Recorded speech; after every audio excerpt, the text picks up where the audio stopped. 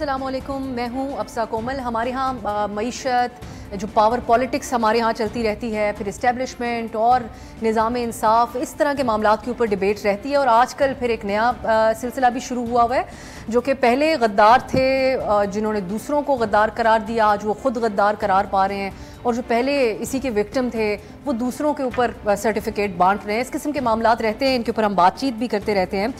लेकिन ये जो सब चीज़ें हैं पॉलिटिक्स, इसका असरात होते हैं माशरे के ऊपर, जो कि हमारे यहाँ आप वाज़े तौर पे सड़क पे निकल जाएं या सोशल मीडिया पे चले जाएं, आपको वो वाज़े तौर पे नज़र आते हैं। ये इन सब चीज़ों के सियासियात के असरात होते हुए हमारे माशरे के ऊपर।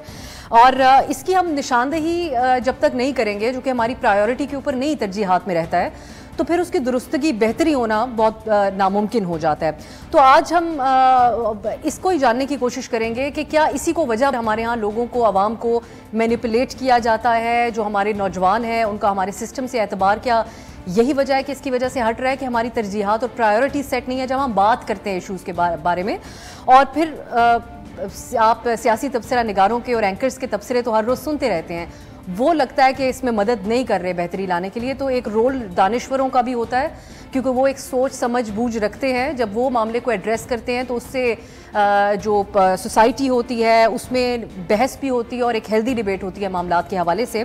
तो हमने आज कुछ ऐसी ही शख्सियात को आज के प्रोग्राम के लिए दावत दी है, जो लर्नड शख्सियात हैं, वो मुख्तलिफ पैराओं से देखते हैं माशी मामलात को और सियासी मामलात को, और फिर उस सब के जो हमारे समाज के ऊपर असरात हो रहे हैं उनको भी। तो अब ये जानने की कोशिश करेंगे उनसे कि क्या वाकई हमारी सोसाइटी, जो हर दूसरा शख्स कहता है कि आज इतनी पोलराइज्ड हो चुकी है जो माजी में कभी नहीं थी, क्या वाकई ऐसा है और फिर क्या वजूहात हैं इसकी। हमारे साथ, मेरे साथ इस्लामाबाद स्टूडियो में मौजूद हैं फ़सी ज़का साहब। आप स्कॉलर हैं, कॉलम निगार हैं, रोड स्कॉलर हैं, जो कि हमारे यहाँ से सिर्फ 2 ही लोग हैं पाकिस्तान में, और इनके तंज़ो मिज़ाह के हवाले से फ़सी के तमाम लोग जानते हैं कि बड़े से बड़े इशू को आप अपने संजीदा इशूज़ को अपने तंज़ो मिज़ाह के ज़रिए उसको एड्रेस करते हैं। बहुत शुक्रिया फ़सी आपका। अमार अली जान साहब ने भी को भी हमने आज दावत दी है। अमार साहब से भी आप सब वाकिफ़ हैं, आप तारीख़दान हैं, एकेडमिक हैं, दरस व तदरीस करते हैं और समाजी कारकुन भी हैं, हुकूक़ खल्क़ मूवमेंट के मेंबर भी हैं, तो अवामी मसाइल उजागर करते रहते हैं। अमार साहब आपका भी बहुत बहुत शुक्रिया। और इस प्रोग्राम के लिए हमने ख़ास तौर पे जामी चाडियो साहब को भी दावत दी है। आप उनसे भी सभी वाकिफ़ हैं, राइटर और स्कॉलर हैं और डायरेक्टर हैं Sindh based think tank centre for piece and civil society के। बहुत शुक्रिया चाडियो साहब आपके वक्त का भी। मैं खुसूसी तौर पे बल्कि इसलिए भी आप लोगों की शुक्रगुजार हूँ कि आप लोगों ने अपने मसरूफ़ वक्त में से हमारी स्पेशल डिबेट के लिए टाइम निकाला। अमार साहब, आप इसी नुक्ते के ऊपर आगाज़ आप कर लीजिए। आप समझते हैं कि अब क्योंकि अगर हम अपडेटेड किस्म की बात भी करें तो सियासत है, उसका असर हो रहा है लोगों के रवैयों और समाज के ऊपर, या फिर ये हमारे ही मसीहा कॉम्प्लेक्स है जो हमारे मामलात रहे अपने सियासतदानों को चुनते वक्त भी जो हमारी प्रायोरिटी देती है, उसी का असर है जो आज हमें सोसाइटी में नज़र आ रहे हैं, जो बुनियादी बेसिक बात है, इस पर आप क्या कहेंगे? बहुत बहुत शुक्रिया अफसा साहिबा, आपने बहुत ही एक इम्पॉर्टेंट सवाल रखा है। और ये जो नाजुक सूरत हाल हैं, ये तो आपको पता है जब से पाकिस्तान बना है तब से बात की जा रही है कि जी नाजुक सूरत हाल है, और वो इसलिए की जा रही है ताकि लोगों के जो हुकूक हैं वो सल्ब किए जा सके। यहाँ पे आज तक आइन पे अभी तक से हमारी एग्रीमेंट नहीं आ रही, अभी तक से यहाँ पे तलबा यूनियन नहीं, ट्रेड यूनियन नहीं, जो बुनियादी एक हकूक़ हैं वो भी लोगों को नहीं मिल रहे। और अभी भी जो आप ये सारा हम लोग तमाशा देख रहे हैं कि कल जो जिन पे गद्दारी के फतवे लगते थे, जिस तरह आपने कहा, आज वो गद्दारी के फतवे दूसरों पे लगा रहे हैं। ये इस सब की बुनियाद ये है कि जो अवाम के मसाइल हैं उनका हल किसी के पास नहीं है, और जो हल ना होने की बुनियादी वजह यही है क्योंकि वो तबका, वो अशराफिया जो इस मुल्क पे काबिज है, वही सियासत को भी चला रही है। तो वो लोग के मसाइल हल नहीं कर सकते। लोग के क्या मसले हैं? साफ़ पानी का मसला है, बेरोज़गारी का मसला है, उनका माहौलियात का मसला है, उनका तहफ़्फ़ुज़ का मसला है। ये बुनियादी जो आपके किसी भी माशरे के तालीम का, सेहत का, ये इशूज़ है जिनके ऊपर बहसें होनी चाहिए। लेकिन क्योंकि इन पर बहसें नहीं हो सकती, क्योंकि जो अशराफिया है वो वसाइल की तकसीम में यकीन नहीं रखती, इन मसाइल को हल नहीं करना चाहती, वो अपनी इजारादारी कायम रखना चाहती है मईशत पे, तो फिर वो लोगों को ट्रक की बत्ती के पीछे लगा देती है कि जी असल मसला ये है कि यहाँ पे यहूदी साजिश है, यहाँ पे कोई इंडिया की साजिश है, यहाँ पे कोई आजकल अमरीकी साजिश की बात हो रही है, फिर कभी कोई मजहब को बीच में ले आ देते हैं। कोई भी कार्ड जो है वो चल जाता है ताकि लोगों को डिस्ट्रैक्टेड रखा जाए और اس وقت افسوسناک بات یہ ہے کہ کوئی بھی مین سٹریم میں ایسی پارٹی نہیں جو کوئی کارڈ استعمال نہیں کر رہی لوگوں کو مینیپولیٹ. یہ ہیں ویپنز آف میس ڈسٹریکشن.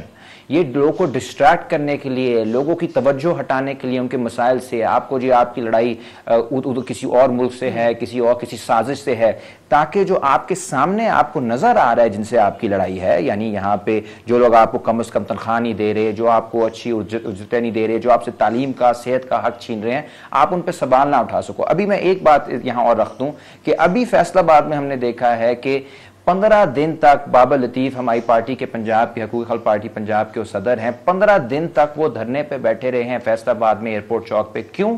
کیونکہ وہ کہتے ہیں کہ جو حکومت نے اپنے ہی قوانین بنائے ہیں لیبر, ان پہ عمل درآمد کر دیں, کم از کم تنخواہ دے دیں. یہ ایک مہنگائی کا دور ہے, لوگ جو ہیں وہ مر رہے ہیں, وہ لوگ بجلی کے بل نہیں دے پا رہے. تو یہ بنیادی چیز کے لیے بھی یہاں پہ لڑنا پڑتا ہے. وہ چیز کسی سیاستدان نے نہیں اٹھائی کیونکہ اس میں کوئی چٹپٹی بات نہیں ہے, اس میں کوئی مسالہ نہیں ہے. تو کوئی سازش سوزش ہو جاتی, اس میں کوئی یہودی کا اینگل آ جاتا, کوئی امریکی اینگل آ جاتا, انڈین, تو پھر وہ بات اٹھ جاتی. ہم نے اپنی سیاست کو بھی گندا کر دیا. چانڈیو صاحب, اب آپ اپنی بات بھی کمپلیٹ کیجئے گا جو آپ آغاز میں کہہ رہے تھے, اور جو عمار نے بات کی اس میں بھی اگر آپ ایڈ کریں. میرا سوال یہ ہوگا کہ کیا عوام کو پروگرام ایسے کر دیا گیا ہے کہ یہ جو بیسک ان کا حق ہے بنیادی طور پہ وہ نہیں مانگتے, وہ پاپولسٹ نعروں کے پیچھے, سیاسی لیڈران کے پیچھے بھی چلے جاتے ہیں؟ کیا سمجھتے ہیں آپ؟ دیکھیں افزا, جو ہم پہلے بات کر رہے تھے میں اسی بات کو مکمل کروں کہ دیکھیں آج کے زمانے میں جو بھی دنیا جہان میں معاشرے ہیں, ان معاشروں کی جو سوچنے کی صلاحیت ہے یا جو ان کا ایک سماجی ذہنیت ہے یا سماجی رویے ہیں یا سوچنے کا جو پورا ڈھانچہ اور اسٹرکچر ہے, وہ ظاہر ہے کہ تشکیل پاتا ہے کچھ بنیادی عوامی سے. مثال کے طور پر ریاست کا اس میں بہت بنیادی عمل دخل ہے, اس ملک کے تعلیمی نظام کا اس میں بہت بنیادی عمل دخل ہوتا ہے, اس ملک کے جو پاپولسٹ سیاسی کلچر قسم کا ہے اس کا اثر پڑتا ہے, طرز معیشت ہے, سماجی کلچر ہے, میڈیا آج کے زمانے کی بہت بڑی ریئلٹی ہے, وہ اثرات. تو اب آپ ان تمام عناصر کو دیکھ کر اور پاکستان کی آج کی جو معاشرے میں سوچ ہے اس کو دیکھیں تو میں یہ سمجھتا ہوں کہ آج کا پاکستان کا معاشرہ اگر ایک بالکل فریجائل معاشرہ ہے یا ڈس اورینٹیڈ معاشرہ ہے یا اس میں انتہا پسندانہ سوچ بہت سی شکلوں میں ہمیں نظر آتی ہے, تو میری نظر میں اس کی بنیادی وجوہات معاشرتی کم ہے اور سیاسی زیادہ ہے. کیونکہ آپ دیکھیں کہ پاکستان کو 75 سال ہو چکے اور پاکستان آئینی طور پر ایک جمہوریت ہے, تو کیا یہ واقعی ایک ملک جمہوری ملک ہے؟ جس ریاست میں جمہوریت کا تصور ہی موجود نہ ہو تو ظاہر ہے کہ معاشرہ جمہوری کیسے ہوگا؟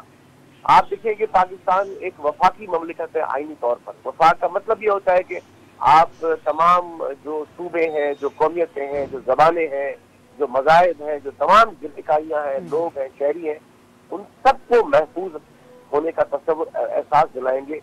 تو بتائیے کہ 75 سال ہونے کو آئے ہیں, کیا پاکستان کو ہم کہہ سکتے ہیں کہ یہ ایک حقیقی وفاقی جمہوری ریاست ہے؟ پھر آپ دیکھیں کہ دنیا کی کوئی جمہوریہ مذہبی, یا تو آپ مذہبی ریاست ہو سکتے ہیں یا پھر آپ جمہوریہ ہو سکتے ہیں, ان دونوں کے درمیان کوئی تعلق نہیں بن سکتا. 75 سال سے ہم نے مذہب کا ناجائز استعمال کر کر اس سوسائٹی کو اس قدر مذہب زدہ کر دیا ہے کہ اب آپ دیکھیں کہ کوئی بھی ریئل لائف کا ایشو وہ لوگ اس سے ریلیٹ نہیں کر پاتے. آپ ریاستی نیریٹو کو دیکھ لیجیے. آج کے زمانے میں ظاہر ہے کہ جو ریاستی نیریٹو ہے وہ بڑا اثر چھوڑتا ہے معاشرے پر, تو جو اسٹیٹ نیریٹو ہے وہ کتنا ڈس اورینٹیڈ ہے, کتنا مس گائیڈنگ ہے. ہمارا تعلیمی نظام دیکھ لیجیے, جو ٹیکسٹ بکس ہم بچوں کو پڑھاتے ہیں, جہاں سے یہ معاشرہ آگے بڑھتا ہے, اس میں نرگسیت ہے, اس میں غیر سائنسیت ہے, غیر عقلیت ہے, اس میں وہ تمام عناصر, عوامل اور سوچنے کے انداز مسنگ ہے جو ایک متوازن جمہوری روشن خیال سماج کی تشکیل و ترویج کرتے ہیں. اور وہ تمام عناصر موجود ہیں جو معاشرے کو تقسیم اور بگاڑنے کا بنیادی سبب بنتے ہیں.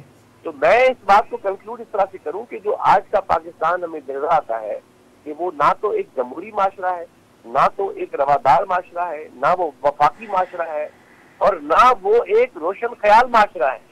تو میں یہ سمجھ رہا ہوں کہ جو تمام جو آج کے پاکستان کے معاشرے کی بھیانک شکلیں ہیں, یہ اسی ریاستی بیانیے, تعلیمی نظام, غیر جمہوری سیاسی کلچر اور ریاست کی ابلیتوں اور ترجیحات سے تشکیل پایا ہے کہ جو ہمارے سامنے ہے. اور تو میں تو یہ سمجھ رہا ہوں کہ یہ اس کا تجزیہ، اور اچھا کیا کہ آپ نے یہ پروگرام رکھا ہے. آج کے پاکستان کے معاشرے کا تجزیہ تب تک ممکن نہیں ہے جب تک ہم پاکستان کی ریاست کا بنیادی تنقیدی جائزہ نہیں لیتے آج کی بین الاقوامی حالات تناظر میں اور جو مقامی طور پہ حالات ہے. تو نتیجہ یہ ہے کہ پاکستان میں لوگوں کو حقائق سے اب دلچسپی بہت کم ہے. ان کو اپنے اپنے گروہی جو ان کے بیانیے ہیں، جو سوچنے کے انداز ہیں اور جو ڈس اورینٹیڈ سوچنے کے انداز ہیں، ان میں انٹرسٹ ہے. تو نتیجہ یہ ہے کہ آج پاکستان میں اینٹاگونزم ہے، آج پاکستان کے اندر انتہا پسندی ہر صورت میں موجود ہے. اس معاشرے کے لوگ اپنی ریئل لائف کا کوئی چھوٹے سے چھوٹا پہلو ہو، بڑے سے بڑا پہلو ہو. آج کل بارشیں ہو رہی ہیں، میں گھر سے دیکھ رہا ہوں 2 دن کہ بارشوں کے بارے میں بھی لوگوں کی توقعات کوئی ہے قدرت کوئی کام کر دے، اللہ تعالیٰ اس کو بند کر دے، کوئی رحم ہو جائے. ریاست پر کوئی ڈسکورس نہیں کر رہا کہ یہ حکومت کی نااہلی ہے، یہ ریاست کی ناکامی ہے، اداروں کی نااہلی ہے. تو یہ جو آج کا معاشرہ سارا ہے، میں یہی ختم کر رہا ہوں کہ یہ کوئی خود بخود تشکیل نہیں پایا.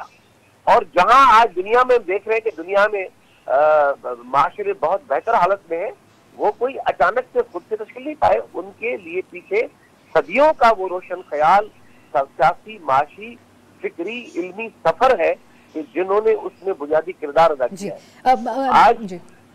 جی چانڈی صاحب اگر آپ مکمل کر چکے تو. جی اچھا، تو یہ جو آپ نے بات کی اور بڑی ساری باتیں آپ نے اپنے کامنٹ کے اندر ہی اس کو ایڈریس کر لیا. یہ تنقیدی جائزہ تو آپ لوگ تینوں شخصیات ہم چاہتے ہیں کہ اس کا لیں. آخری حصے میں پروگرام کے میں ناظرین کے لیے بتاؤں کہ ہم اس کا حل بھی، جو آپٹیمزم کی بھی ایک بات ہو، ضرور ہم چاہیں گے کہ جو نوجوان لوگ دیکھ رہے ہیں وہ کی جائے. فصیح جو بات ابھی چانڈیو صاحب نے بھی کی ہے، آپ سمجھتے ہیں کہ یہ اسٹیٹ کا جو ایک آئیڈینٹی کرائسس ہے وہی وجہ بنا ہے جو اب یہاں تک نتیجہ پہنچ چکے، اور ہم ڈیلوژنل سے معلوم ہوتے ہیں جب کبھی کسی سے بات کریں، ہم دوسرے شہری سے یا پھر اپنے پروفیشن سے ریلیٹڈ لوگوں سے بھی، تو وہ والا فیکٹر زیادہ نظر آتا ہے بجائے اس کے کہ گراؤنڈ ریالٹیز کو دیکھ کر حقیقت پسندانہ قسم کی بات کی جائے. اس میں اگر میں ایک بات کر دوں، یہ جو عمار کہہ رہے تھے وہ ایک اور سینس میں وہ کسی کارڈ کا ذکر کر رہے تھے، لیکن میں ایک اور سینس میں اس میں ذرا دیکھتا ہوں. اکثر جب لوگ کہتے ہیں کہ آپ عورت کارڈ مت استعمال کریں، آپ سندھ کارڈ مت استعمال کریں یا بلوچ کارڈ مت استعمال کرتے ہیں، وہ اسے ایک نیگیٹو چیز سمجھتے ہیں. میں اسے جمہوریت کا حصہ سمجھتا ہوں. بیکاز جس سوسائٹی بھی آپ کی ہوتی ہے اس ریاست کے اندر بہت سارے گروپس ہوتے ہیں. ہر گروپ جو ہے وہ اپنا انٹرسٹ اس میں سے نیگوشیٹ کرتا ہے، اور وہی نیگوشیشن پروسیس میں سیاست میں سب کو کچھ نہ کچھ مل جاتا ہے. ہمارا پرابلم یہ ہے کہ ہمارے بہت بڑے گروپس ہیں جن کو ہسٹوریکلی چیزیں نہیں ملی. بلوچستان میں ایک ایسا گروپ ہے. لیکن اب جب ہم ان سارے مسئلوں کا، جیسے آپ ابھی ذکر کر رہی تھی کہ یہ کیسے یہ ہوا، اس کا ایک ہی ہے، یہ ایک اولڈ فیشن ٹرم ہے، لیکن جب تک یہ سول ملٹری مسئلہ پاکستان کا نہیں حل ہوگا یہ چیزیں رہیں گی. یہ جو سارے ڈسٹورشنز، آج کی ملٹری یہ کہتی ہے آن ریکارڈ کہ democracy is the only way forward, اور ہم نیوٹرل ہیں. جی زبردست بات کی ہے، اور یہ انہوں نے پہلے بھی کی ہے، ٹھیک ہے نا، اور اس سے پہلے بھی کی ہے، ٹھیک ہے نا. یہ بات تب نہیں کرتے جب چیزیں ٹیلیبل نہیں ہوتی، جب چیزیں آگے نہیں جاتی پھر آپ کہتے ہیں کہ ہم ہٹ گئے. پروگریس تو یہ ہوتا ہے کہ جب ایک دفعہ آپ پیچھے ہٹ گئے آپ پھر آگے نہیں آتے، ٹھیک ہے نا. تو یہ تو ہم نے پہلے بھی دیکھا ہے یہ. تو آئی ایم گلیڈ کہ ہم بلیو کرتے ہیں، اینڈ آئی ہوپ کہ یہ سچ ہو. لیکن جو سارے ہمارے سسٹم میں جو یہ ڈسٹورشنز آئی ہیں یہ اسی وجہ سے آئی ہیں. دیکھیں، ایک تو ہماری حکومتیں ڈیلیور نہیں کر سکتے، 3 سال بعد ان کی لڑائی پڑ جاتی ہے اسٹیبلشمنٹ کے ساتھ. ان 3 سالوں میں فرسٹ 3 ایئرس میں وہ ڈرتے رہتے ہیں کہ ہم یہ کوئی کام نہ کر دیں جس میں سے وہ ہمیں ڈیسٹیبلائز کر دیں. اور کسی حکومت کو بھی کم سے کم 5 سال چاہیے ہوتے ہیں. اور اگر اب ہم کہتے ہیں کہ یس یہ بہت زبردست کام ہوا ہے کہ ہمارے ایک 3 حکومتیں یا کم سے کم 3 ٹرانزیشنز ہوئی ہیں، لیکن اس کے اندر آپ دیکھیں کہ پرائم منسٹر کتنے آئے ہیں، ٹھیک ہے نا. اس کے اندر دیکھیں آپ کے بڑے بڑے مسئلے کیا ہیں، اور آپ اپنے آپ سے سوال پوچھیں کہ ان میں سے اصلی جمہوری مسئلے کتنے تھے. وہ فنڈامنٹلی آپ 1-2 ہی گن سکتے ہیں، اور سارے مسئلے یہی سول ملٹری کا ہے. جب تک یہ حل نہ ہو، یہ پالیٹکس جو ہے یہ ایک میسی چیز ہے. اسی سے آپ کی کنسنسس نکلتی ہے. یہ کنسنسس بنانا بہت مشکل ہوتا ہے، لیکن یہ لانگ لاسٹنگ ہوتی ہے. اور ابھی جو ہے جب بھی ہمارے سسٹم میں انٹرونشن ہوتا ہے کہ آپ اگر چن رہے ہیں کہ اس دفعہ یہ جیتے گا، درمیان میں آپ کہتے ہیں کہ اسے ہم نہیں رکھ رہے، کسی اور کو لے کے آ رہے ہیں، تو اس نظام میں میرے خیال میں کہ عام آدمی کا تو کوئی نہیں سوچ سکتا. آپ کا تو سارا یہ ہے کہ یہ جو ہمارے naan democratic forces with in state structure ہے کہ ان کو کیسے خوش رہیں. تو یہ تو میرے خیال میں ہماری جو حکومتیں ہیں ان کی پرائیورٹی ڈے ون جب ہم عام لوگوں کی بات کرتے ہیں, اگر ہم دیکھیں بھی, اگر ہمارے حکومتیں جتنی بھی ہم کرٹیسائز کریں عمران خان کو, نواز شریف کو, زرداری کو, انہوں نے ہمیں کیا مسئلہ دیا ہے جو سالو نہیں ہو سکتا. لیکن آپ اگر ہمارے ایگزسٹینشل مسئلہ دیکھیں جو ملک کو یا ریاست کو ایسے نقصان دیے جسے ہم ڈر رہے تھے کہ پتہ نہیں کیا ہوگا. بلوچستان کا مسئلہ ہسٹوریکلی انڈر مشرف, ٹھیک ہے, ٹی ٹی پی کی گروتھ اگین انڈر مشرف, یہ جو بجلی کا مسئلہ تھا اگین انڈر مشرف, ٹھیک ہے. ہم مڈل کلاس تو بہت خوش تھے کہ ہمیں اسکالرشپ مل رہے ہیں, ہمیں یہ مل رہے ہیں, ٹی وی پہ چیزیں نظر آ رہی ہیں, سیلیبریٹیز بھی خوش تھے, وہ تو آج بھی خوش ہیں, وہ سب کے ساتھ خوش ہوتے ہیں. ہماری سیلیبریٹی جو ہے نا وہ جنرلی اسٹیٹ اورینٹڈ ہے. لیکن میں صرف یہ کہنا چاہتا ہوں کہ میں جو سمجھتا ہوں, جب تک آپ کا حکومت, جب ہم کہتے ہیں کہ ہم سٹیزن فوکس چاہتے ہیں, وہ تب تک ہوتے ہیں جب تک آپ کی سیاسی نظام میں ڈسٹورشن نہ ہو, جب کانٹسٹیشن ایک دوسرے کے درمیان ہو اور آپ کو یہ ڈر نہ لگے. اگر کوئی حکومت گر جائے because it's lost the confidence of parliament, اس میں کوئی مسئلہ نہیں ہے. لیکن اٹ ہیز ٹو بی کہ یہ جو ایم این ایز ہیں انہوں نے خود اپنی ضمیر دیکھ کے, فون کالز کے اوپر نہیں, ایگزیکٹلی, اور جینوئن ضمیر, کیونکہ اب تو ضمیر کا لفظ بھی جو ہے وہ, میں بریک کی طرف ایک جانے, اور بریک کے بعد میں عمار صاحب سے پھر ضرور پوچھوں گی کہ یہ سیاستدان ہی استعمال ہو جاتے ہیں یا پھر سیاستدان بھی اداروں کو استعمال کرتے ہیں. اتنے معصوم ہیں سیاستدان کہ صرف ایک سائڈ پہ بوجھ ڈالا جائے. عمار صاحب اس کا زبردست تجزیہ کریں گے ایک بریک کے بعد.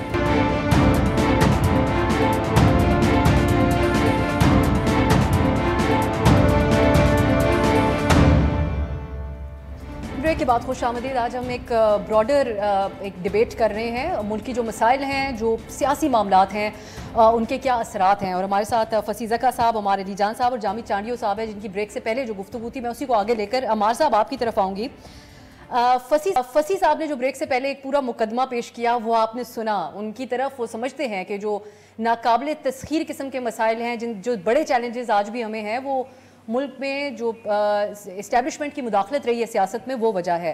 لیکن ایز آف ناؤ آج جب ہم بات کرتے ہیں تو 2-4 دن پہلے ایک ہی 13 جماعتوں کی حکومت, اس میں سے ایک رولنگ پارٹی وہ پیٹرول کی پرائس کے اوپر اپنی ہی پارٹی کو خوش نہیں کر سکی کہ ان کے وزیر خزانہ نے کیوں بڑھائی.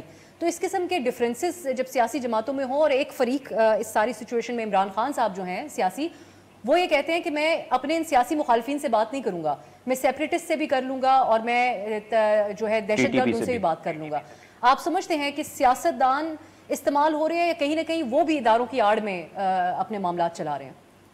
دیکھیں, اس میں پہلی تو بالکل جو ذمہ داری بنتی ہے وہ اسٹیبلشمنٹ کی بنتی ہے, کیونکہ آپ نے پوری طرح سے ایک مصنوعی سیاست بنائی ہے, مینوفیکچرڈ لیڈرز بنائے ہیں. آپ شروع سے صفر سے کسی کو پکڑتے ہو, اٹھاتے ہو, وزیر اعظم بناتے ہو. اچھا, آئین میں آپ نے اسے لکھ دیا ہے کہ طاقت اس کے پاس ہے, وہ ساری جو قانونی طاقت ہے اس کے پاس ہوگی. لیکن آپ نے جو فارم آف اور کانٹینٹ آف گورنمنٹ ہے, یعنی جو سائٹ آف گورننس ہے اور جو گورنمنٹ ہے, اس میں فرق ہے. تو فیصلے کہیں اور سے ہو رہے ہوتے ہیں. پھر جب وہ تضاد بنتا ہے تو آپ ان کو نکال کے اٹھا کے باہر پھینک دیتے ہو. یہ بار بار ہماری سیاست میں ہوتا رہا ہے. افسوس یہ ہے کہ سب کے باوجود ہمارے سیاستدانوں کو سمجھ نہیں آ رہا کہ دیکھیں, آپ کی جو واحد طاقت ہے وہ عوام ہے, وہ آپ کی الیکٹوریٹ ہے, وہ پاکستان کے شہری ہیں. آپ پھر سے اگر راولپنڈی کی طرف دیکھیں گے پورے پاکستان کو چھوڑ کے, تو پھر اس کے یہی نتائج ہوں گے. اب آپ دیکھیں ان کے مقابلے لگے ہوئے ہیں آپس میں. اس وقت جو وزیر اعظم صاحب ہیں, ان کی پورے خاندان کے ساتھ جو کچھ ہوا ہے پچھلی حکومت میں, وہ خان صاحب نے تو صرف نہیں کیا. وہ جو خان صاحب تو سینڈ بیگ تھے, ریت کی بوریوں کو آپ اٹیک کر رہے ہو. جو پیچھے کرنے والے تھے ان کا نام لینے سے ڈرتے ہیں. یہی حال ہمارا خان صاحب کا ہے. وہ امریکہ سے جہاد کرنے کے لیے بھی تیار ہیں, وہ دنیا بھر سے لڑنے کے لیے, انڈیا سے لڑنے کے لیے تیار ہیں. لیکن جب سے ان کے اپنے پارٹی کے لیڈر شہباز گل کو اٹھا کے مارے پڑی ہیں, ٹارچر کی, اللہ نہ کرے کہ ایسا ہو رہا ہو, لیکن یہ خبریں بہت ہی تشویشناک خبریں آ رہی ہیں, تو وہ بھی چپ ہیں. وہ کہہ رہے ہیں ہاں جی بات انہوں نے غلط کی ہے, ٹارچر نہیں ہونا چاہیے لیکن بات غلط کی ہے. اور بھائی جب خود آپ کہتے ہو کہ یہ تو ایجنسیاں میرا پارلیمنٹ چلا رہی تھیں, ہمیں چلنے نہیں دیا گیا, ہمیں نیوٹرلز نے یہ نہیں کرنے دیا, تو تب ٹھیک ہے. آپ کا پارٹی ورکر اگر کوئی ایسی بات کر لے اور اس کے اوپر کوئی تھوڑا سا مشکل آ جائے تو آپ اس کو بالکل سے ڈسٹنس کر لیتے ہو, you throw someone under the bus. یہ ایک طریقہ کار رہا ہے شروع سے. میں اس لیے جو ووٹ آف نو کانفیڈنس بھی جب آ رہا تھا تو ہم بار بار یہ بات کر رہے تھے کہ آپ اپنا بیانیہ نہ بدلیں. یہاں پہ جو اسٹوڈنٹس تھے انہوں نے مار کھائی اسٹیبلشمنٹ سے ہائبرڈ رجیم کے دوران, خان صاحب کی حکومت کے دوران. یہاں پہ ٹیچرز نے مار کھائی, یہاں پہ فارمرز نے مار کھائی, یہاں ٹریڈ یونین سے مار کھائی کیوں؟ کیونکہ ان اپنے حقوق کے لیے اور آئین کی بالادستی کے لیے آپ نے کسی کو کنسلٹ نہیں کیا. کوئی پیچھے بیک ڈور ڈیلز ہوئی اور ڈیلز کے ذریعے آپ نے ایک حکومت بنا لی. اب آپ نے حکومت بنا کے وہ پورا جو بیانیہ تھا جس کے لیے ہم سب پہ, میرے پہ بھی اس وقت سیڈیشن کا پرچہ ہوا ہے اور بھی کتنے لوگوں پہ ہوا ہے, لوگ غائب ہوئے ہوئے ہیں بلوچستان سے ادھر ادھر سے, کس لیے؟ آپ نے کیا ڈیل دیا یہاں پہ طالب علموں کو, ٹریڈ یونین کو, بلوچوں کو, پشتونوں کو, سندھیوں کو, سرائیکوں کو, تمام لوگوں کو جو سٹیک ہولڈرز تھے, کوئی ڈیل نہیں دی. آپ نے پردے کے پیچھے بیٹھ کے ساری ڈیلیں کی ہیں, چند لوگوں سے ڈیلیں کی ہیں. اسی لیے لوگ بدظن ہیں, اسی لوگ تنگ ہیں, اسی لیے لوگوں میں غصہ ہے. اور ابھی جو ایک تھوڑا سا لوگوں کا ایک جھکاؤ فار سم ریزن خان صاحب کے لیے بن رہا تھا کہ چلو جی لڑائی لڑ رہے ہیں, یہ جو اب ہوا ہے کہ بچوں کو کہہ کے کہ یہ امریکہ سے ہم نے جہاد کرنا ہے اور مسجد نبوی میں نعرے لگوا دیے, ان لڑکوں کو بھی مروا دیا. یہاں پہ خود بیٹھ گئے امریکی سفیر کے ساتھ, ان کے اپنے وزیر اعلیٰ خیبر پختونخوا کے بھی, پنجاب کے بھی. اور اب شہباز گل کی بات پہ کہہ رہے ہیں ہاں لہجہ سخت تھا, ایسے بات کرنے کا طریقہ نہیں تھا. اسد عمر صاحب نے بھی یہ کہہ دیا. وہ بھائی وہ تو مڈل کلاس ہے شہباز جیسا بھی, ہمارے خلاف بھی انہوں نے بہت باتیں کی اور بہت جرنلسٹ کے بارے میں, خاص طور پہ خواتین کے بارے میں تو ان کی بڑی عجیب و غریب باتیں ہوتی تھی گل صاحب کی. لیکن ٹارچر بہرحال کسی بھی صورت میں کسی کے ساتھ کسی پہ جائز نہیں ہے. اور آپ کہہ رہے ہو وہ بندہ جو ہے ٹھیک ہے اس نے باتیں غلط کر دی, یہ کر دیا, وہ باتیں تو آپ نے نہیں غلط کی ہوئی. آپ نے ٹی ٹی پی کو سپورٹ کیا تھا جب وہ یہاں پہ اے این پی اور پیپلز پارٹی کے لوگ کو مار رہی تھی. آپ دہشت گردوں کے ساتھ مذاکرات کی بات کرتے رہے ہیں تو آپ نے بھی بہت فضول باتیں کی ہوئی ہیں. آپ نے جرنیلوں کے بارے میں کیا باتیں بھی کی ہوئی ہیں, ویڈیوز ہمارے سامنے ہیں. تو وہ صرف آپ کا کیونکہ ورکر ہے آپ اس سے اپنا ڈسٹنس کر رہے ہو, کیونکہ آپ کو پتا ہے, آپ کو پتا ہے ان میں ڈیل آپ نے انہی سے کرنی ہے. بالکل. جو آپ نے ہمارے امریکہ کے حوالے سے جو کہ یہ جو نیریٹو ہے یہ بہت پاپولر ہوا اور بڑے آرام سے ہو گیا, تو میں یہ اس پہ تو فصیح کا کامنٹ آ گیا. ابھی چانڈیو صاحب آپ کی طرف, فصیح نے بالکل بڑی تفصیلی طور پہ بیان کیا اور عمار صاحب نے بھی بتایا ہے کہ کس طرح بیسکلی مسائل ہیں کیا. لیکن جو اس بات پہ انہوں نے زور دیا کہ ڈیموکریسی ایوالو کرتی ہے, اور ہم ایک ایگزامپل کے طور پہ ساتھ بھارت میں بھی دیکھتے ہیں, وہاں پہ پولیٹیکل کرائسس رہتا ہے, وہاں پہ مائنورٹیز کے حوالے سے جو مذہبی معاملات ہیں وہ, اور اب وہاں پر ہندوتوا پالیسی ایک چل رہی ہے, لیکن ان کی ڈیموکریسی ڈیریل نہیں ہوتی ہے, وہ چل رہی ہے, وہ ایک اس مقام پر پہنچ چکی ہے, اتنی اسٹرانگ ہو چکی ہے. لیکن کیا ہمارے ہاں, میں بڑا محتاط ہو کے یہ سوال آپ سے پوچھ رہی ہوں کہ ہمارے ہاں ڈیموکریسی کیا ایک سوٹیبل نظام ہے؟ کیونکہ بہت سارے لوگ, یہ بھی ایک عام تاثر مجھے نظر آتا ہے, وہ یہ بات کرتے ہیں کہ ہمیں کیونکہ سیاستدان کرپٹ لگتے ہیں, ہمیں ٹرسٹ وردی نہیں لگتے, ہمیں ان پہ یقین نہیں ہے, تو کوئی نہ کوئی ہونا چاہیے جو ان کے اوپر نظر رکھے, اور وہ نظر رکھی جاتی ہے اداروں کے حوالے سے کہ ٹھیک ہے وہ ان کے اوپر نظر رکھیں گے اور ان کو ٹائٹ رکھیں گے اور یہ کام کرتے رہیں گے سیاستدان. دیکھیں, مجھ سے پہلے جو ابھی فصیح صاحب نے اور عمار صاحب نے بہت بنیادی باتیں کی ہیں اور بہت ہی کھل کر ایک اپنی پوری دانشورانہ ایمانداری سے باتیں کی ہیں, میں سمجھتا ہوں کہ ان میں بہت وزن ہے. اسی بات کو آگے بڑھاتے ہوئے میں صرف 3 نکات کی طرف آتا ہوں. کہ پہلی بات تو یہ کہ جو ہم پہلے بات کر چکے کہ پاکستان کے سیاسی کلچر میں اور پاکستان کے معاشرے کی جو ساری جو اس وقت صورتحال ہے اس میں کوئی بنیادی تبدیلی اس وقت تک نہیں آ سکتی جب تک ریاست اپنا مزاج اور اپنی ترجیحات, اپنے بیانیے اور اپنے انداز میں بنیادی تبدیلیاں نہیں لاتی, جس کی ہم بات کر چکے, جس میں ظاہر ہے کہ طاقت کا توازن بھی شامل ہے اور ایک نان سیکولر اسٹیٹ کا مزاج بھی شامل ہے اور نصاب اور تعلیم اور سب چیزیں. دوسری بات جو بہت بنیادی ابھی ہے جس پر بات ہو چکی, میں اس کو آگے بڑھاؤں, وہ یہ ہے کہ دیکھیں جب ہم کہتے ہیں کہ جمہوریت یا جمہوری قوتیں, سیاسی قوتیں, اس وقت پاکستان میں جمہوریت کی صورتحال, تو آئیے ذرا اس بات کے سب کوئی بات مکالمہ ہو اور اس پہ دیکھیں کہ کیا پاکستان میں, ہاں پروسیجرل ماحول میں تو ٹھیک ہے کہ پاکستان میں یا تو آمریت رہی ہے یا پھر کچھ سیاسی ادوار رہے ہیں, جس کو دنیا میں آپ جمہوریت کہتے ہیں. عوامی جمہوریت تو بہت آگے کی بات ہے, میں ابھی فی الوقت جو مروج ایک رجحان ہے اس کی بات کر رہا ہوں گلوبلی. اس اعتبار سے بھی دیکھیں تو دوستوں نے درست کہا کہ 75 سال ہونے کو آئے ہیں اور ابھی تک طاقت کا توازن تبدیل تو ہوا نہیں ہے. ابھی بھی آپ کی پارلیمنٹ, آپ کی سیاسی جماعتیں جو مین اسٹریم ہے وہ جماعتیں ہر بنیادی معاملے پہ دیکھتی راولپنڈی کی طرف ہے کہ ان کا مزاج کیا ہے, ان کی آج کل موڈ کس طرح کا ہے, اور جو جماعت پاور میں آتی ہے وہ سمجھتی ہے کہ ہم بڑے بلیس ہیں, اور جو لوگ باہر ہوتے ہیں وہ ظاہر ہے کہ دیکھ رہے ہوتے ہیں. تو میں سمجھتا ہوں کہ یہ جو جمہوریت کا جو ایک لفظ ہے کھوکھلا ہو کے رہ گیا ہے, ابھی ہم نے آپ اس کو دیکھ لیجیے, 18ویں ترمیم کو دیکھ لیجیے. 18ویں ترمیم نے پاکستان میں ایک امید پیدا کی تھی کہ ممکن ہے کہ پاکستان میں اب کوئی درست فلم پکڑی جائے. جی مجھے بتائیے کہ اس ترمیم کو 10 سال ہو چکے ہیں اور اس ترمیم پر کوئی عمل آپ دیکھ رہے ہیں بنیادی طور پر؟ بالکل نہیں. بلوچستان کی بات, وہ اس کے حالات وہیں تک پہنچ گئے. میں معذرت ایک کیونکہ بریک بھی لینی ہے, میں آپ سے قطع کلامی کر رہی ہوں, لیکن اس کے حالات یہیں تک پہنچ گئے جس کا میں نے پہلے بھی حوالہ دیا کہ جہاں پر کہا جاتا ہے کہ ساتھ بیٹھ جائیں سارے, تو ایک سائڈ کہتی ہے کہ NRO نہیں دیں گے, یا پھر اس وقت تک دوسری سائڈ جو ہے وہ حکومت میں آ چکی ہوتی ہے اور ان کے مزاج ویسے ہی بدل چکے ہوتے ہیں جو حکومت میں آنے کے بعد عمومی طور پہ ہوتے ہیں سیاستدانوں کے اور سیاسی جماعتوں کے. ایک بریک کی طرف جاتے ہیں, واپس آ کر پھر ہیڈنگ ریمارکس آپ لوگوں سے لیں گے. میری کوشش ہوگی کہ کوئی حل کی بات کی جائے, کچھ 2-4 چیزیں ایسی جس کے اوپر ہمیں ابھی فوکس کرنا چاہیے ایک شارٹ بریک کے بعد.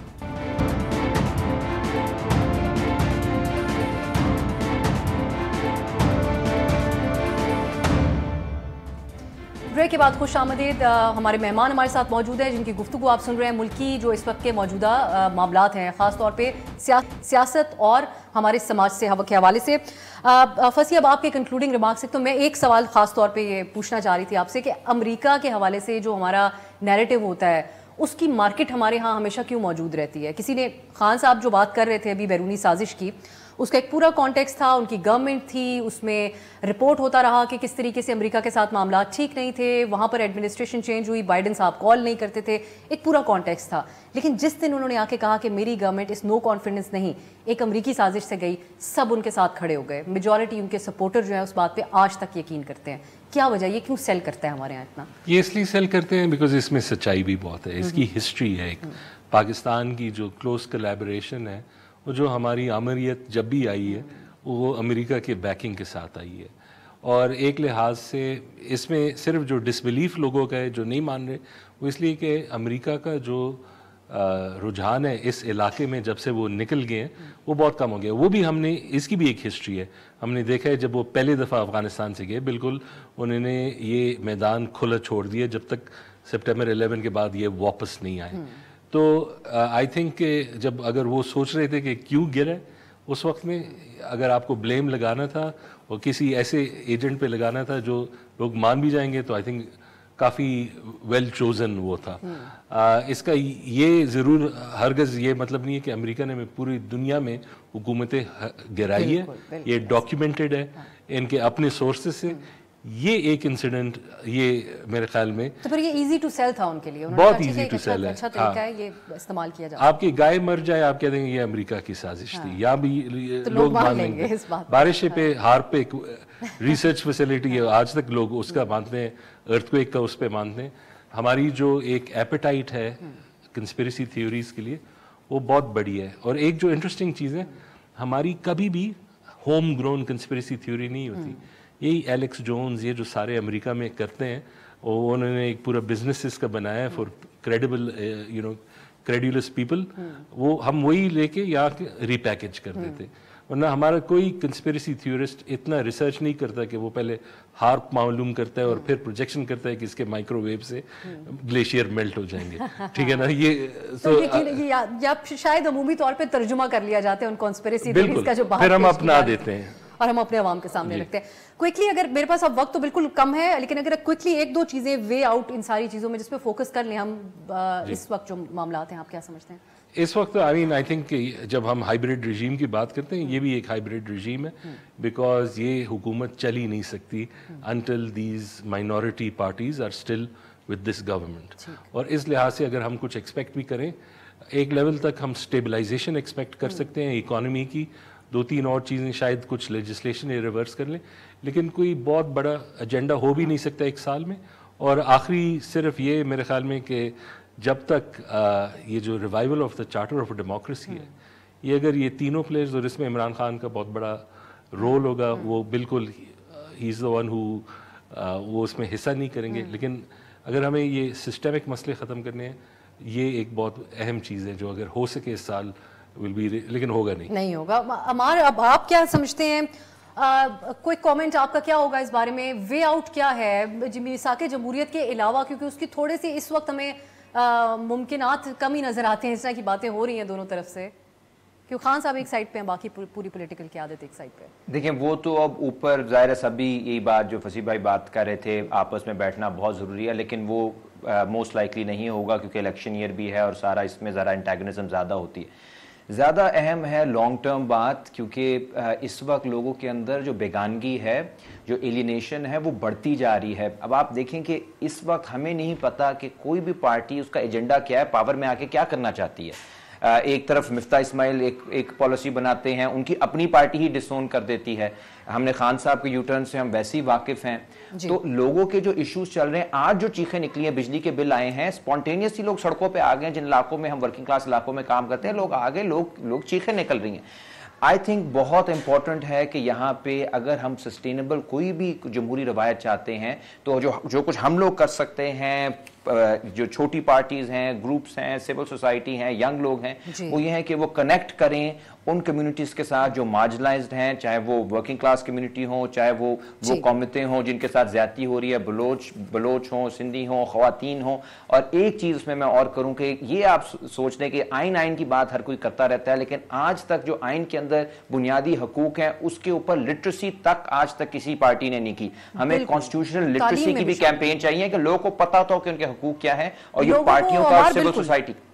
گفتگو پروگرام کے اندر ہوئی ہے، اس میں اوبویسلی جو باتیں کی اس میں انہوں نے تمام جو محرکات رہتے ہیں ان کو ضرور ایڈریس کیا. بہت بہت شکریہ فصیح کا، عمار علی جان اور جامی چانڈیو صاحب. ناظرین امید کرتے ہیں کہ جو آج ہم نے گفتگو کی ہے اس کو، اس طرح کی بات چیت کو ہم آگے بھی پروگرام کے اندر شامل کرتے رہیں گے تاکہ جو سیاسی معاملات ہیں وہ شور و غل تو چلتا ہی رہتا ہے لیکن جینوئن ایشوز کو بھی ہم ایڈریس کر سکیں. آج کے لیے مجھے اجازت دیجیے، خدا حافظ. ہر پیر سے جمعہ اپنے فیوریٹ شو نیوز آئی کو یوٹیوب پر دیکھنے کے لیے ڈان نیوز کے آفیشیل یوٹیوب چینل پر آئیے، اس کو سبسکرائب کیجیے اور بیل آئیکن کو پریس کیجیے.